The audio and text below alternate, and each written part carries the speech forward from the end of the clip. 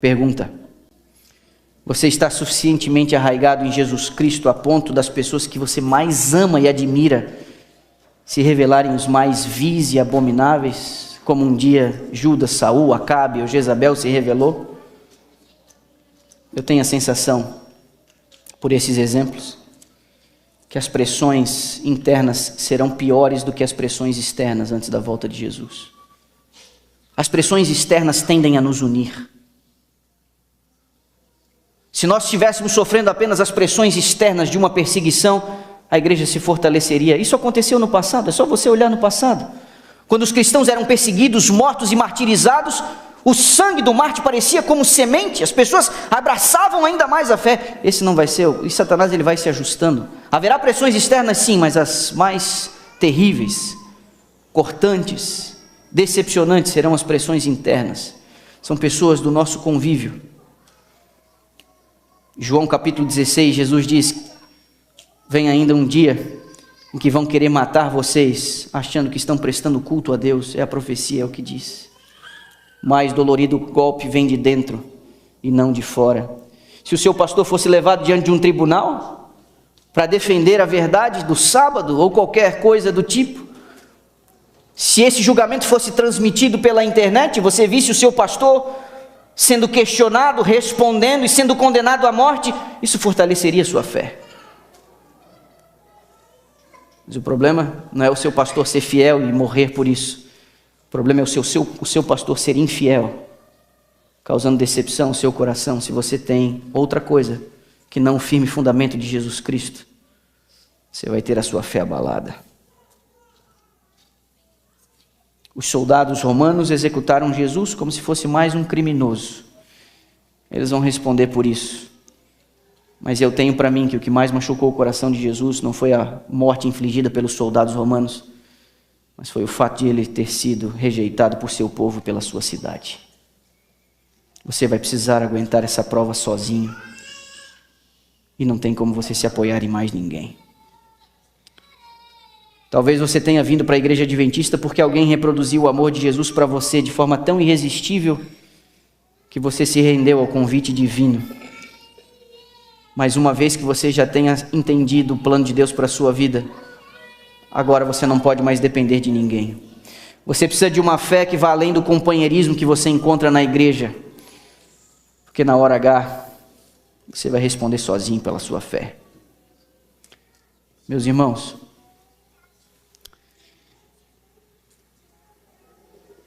é minha responsabilidade ajudá-los a perceber o tempo sensível em que nós estamos vivendo. E nós estamos vivendo num tempo muito sensível. Em Mateus capítulo 13, Jesus disse que enquanto os homens dormiam, veio o inimigo e semeou o joio no meio do trigo, e esse inimigo se retirou. Satanás tem semeado muito joio no meio do trigo. Como eu disse, não dá para saber quem é quem. Jesus desejou tanto o apoio dos seus amigos no momento que ele mais precisou. No jardim eles estavam dormindo.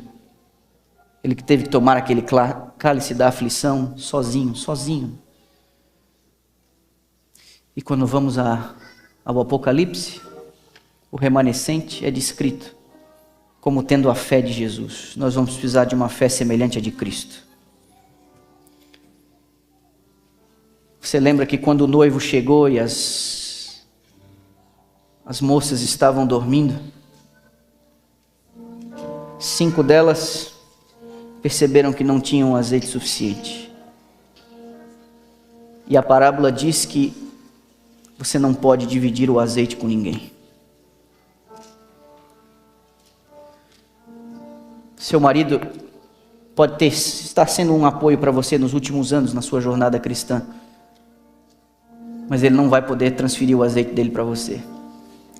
A sua mulher pode estar levando você nas costas espiritualmente há anos, mas a sua mulher não vai poder transferir o azeite dela para você. Seus pais podem orar ao pé da sua cama de madrugada, seus pais podem estar aí numa luta de intercessão, mas seus pais não poderão dar o azeite deles para vocês. Na hora H, Cada um terá que ter a sua própria lâmpada, cada um terá que ter o seu próprio azeite. Eu e você precisamos estar preparados para esse dia. Ser um adventista não vai te dar nenhuma vantagem em relação à salvação. Israel se perdeu guardando o sábado e tendo uma dieta impecável.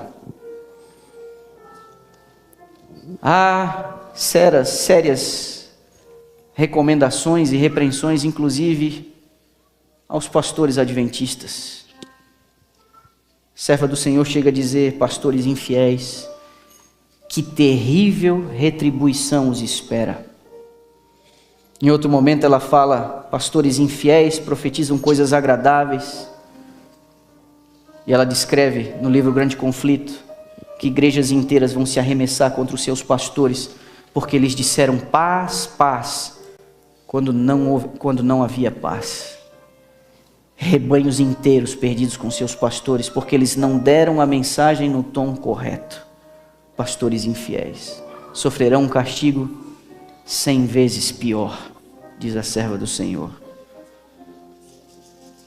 Nós vamos precisar suportar as pressões. Meus irmãos, nós precisamos passar menos tempo bisbilhotando a vida dos outros nas redes sociais e mais tempo investigando a vida de Jesus nos evangelhos. Nós precisamos passar menos tempo fofocando uns com os outros e mais tempo contando as nossas coisas para Deus. Nós precisamos passar menos tempo com os nossos projetos pessoais em busca de dinheiro, realização profissional, sonhos. Mais tempo armazenando um tesouro onde a traça não come e a ferrugem não corrói. Buscai o Senhor enquanto se pode achar, diz o profeta Isaías. Invocai enquanto está perto. A Bíblia diz: deixe o perverso o seu caminho, o iníquo os seus pensamentos, e se converta ao Senhor, que se compadecerá dele, e volte-se para o nosso Deus, porque Ele é rico em perdoar. Essas palavras foram ditas por Isaías muito tempo atrás, mas essas palavras são para mim e para você. Busque o Senhor enquanto se pode achar. O problema: um dia Jesus foi à igreja lá na sinagoga em Nazaré. Pediram para ele. Ele abriu justamente os livros do profeta Isaías e ele leu um trecho, uma passagem. E a passagem diz que o Messias, era uma passagem messiânica, dizendo que quando o Messias viesse, ele libertaria os cativos, daria vista aos cegos. Jesus lê a passagem, fecha os rolos e se senta. As pessoas olham para ele esperando algum comentário, e com os olhos todos fixos nele, ele diz: essa profecia se cumpriu hoje aqui. Sabe o que aconteceu? Arrastaram ele pelo cangote para fora da sinagoga e tentaram apedrejá-lo. Em Nazaré, onde ele havia crescido, onde ele havia trabalhado na carpintaria com o pai. Sabe por quê? Porque aquela audiência não admitia reconhecer o seu estado espiritual. É o mesmo problema de Laodiceia. Rico sou, abastado e de nada tenho falta. Você tem duas alternativas hoje de manhã: sair daqui com o nariz virado, querendo me apedrejar, ou você se prostrar diante de Deus e reconhecer que você precisa de colírio, que você precisa de uma nova roupa, que você precisa do ouro, que você precisa dele. O remanescente pode inflar o peito achando que é algo melhor, mas quando na realidade a característica marcante do remanescente, sim, ele é marcado pela verdade, ele guarda os mandamentos de Deus, ele tem o testemunho de Jesus, mas a repreensão que o remanescente recebe é a grande ironia. A grande ironia é que Laodiceia deixou Jesus do lado de fora. Laodiceia tenta viver um cristianismo sem Cristo, por isso Cristo se acha batendo. Eis que estou à porta e bato, se alguém ouvir a minha voz, abrir a porta, vou entrar, vou cear com ele e ele comigo. O grande problema do meu e do seu adventismo, o grande problema da minha e da sua vida espiritual, como remanescente, como Laodiceia, é que nós estamos tentando viver um cristianismo sem Cristo. Eu e você estamos deixando Jesus do lado de fora. Isso virou um clubão de final de semana. A gente compreende o conjunto de verdades, a gente compreende o conjunto de doutrinas, mas a nossa vida, a nossa rotina, o nosso vocabulário, o nosso vestuário,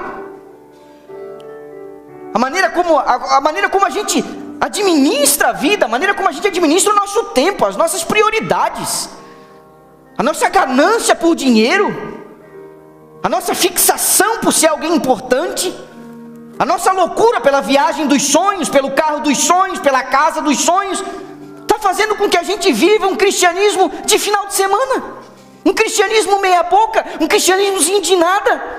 Essa sacudidura que vai sacudir como a gente não imagina. Como que nós vamos aguentar esse tranco no final, se hoje em condições mais favoráveis a gente fica vivendo essa vidinha desse jeito? Como? E como eu posso, como pastor da igreja, ignorar o fato de que nós saímos dessa pandemia não melhor do que nós entramos nela? Não vejo reação espiritual. Não vejo. Vejo famílias ainda tendo sérios problemas na condução de sua casa. Vejo maridos ainda com sérios problemas na condução da educação dos seus filhos. Eu vejo ainda mulheres apelando, me ligando durante a semana, dizendo: meu marido não é um líder espiritual que deveria ser. Como que eu vou administrar isso? Como que eu vou lidar com isso? Como que eu vou admitir o fato de que os meus filhos vão crescer, eu vou me aposentar e nós vamos ficar aqui ainda, porque a gente não fez o que a gente tinha que fazer? Como que eu vou admitir o fato de que ou eu olho os meus membros, as redes sociais deles, ou eu não olho para eu não sofrer, ou eu olho e eu digo: meu Deus, essas são as pessoas que têm ouvido os sermões do final de semana?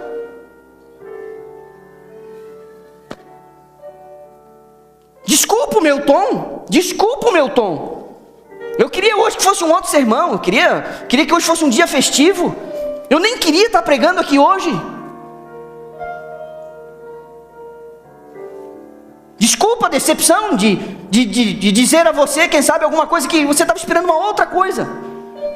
Mas tem gente aqui se apoiando no fato de que é porque da igreja vai se salvar. Não vai. Porque já entendeu a verdade.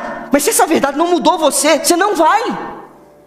Pelo contrário, aqueles que não se deixarem transformar por ela vão ser um problema para a própria igreja. Por favor, olhe para dentro de si. Avalie sua condição. No que você tem se apoiado? No que você tem se apoiado? Que fundamento tem a sua fé? Que tipo de vida você tem levado?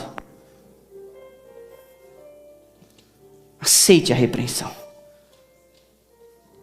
É o próprio Jesus que diz: eu disciplino e repreendo aqueles a quem eu amo. Isso está lá tudo, a igreja de Laodiceia. Eu repreendo aqueles a quem eu amo.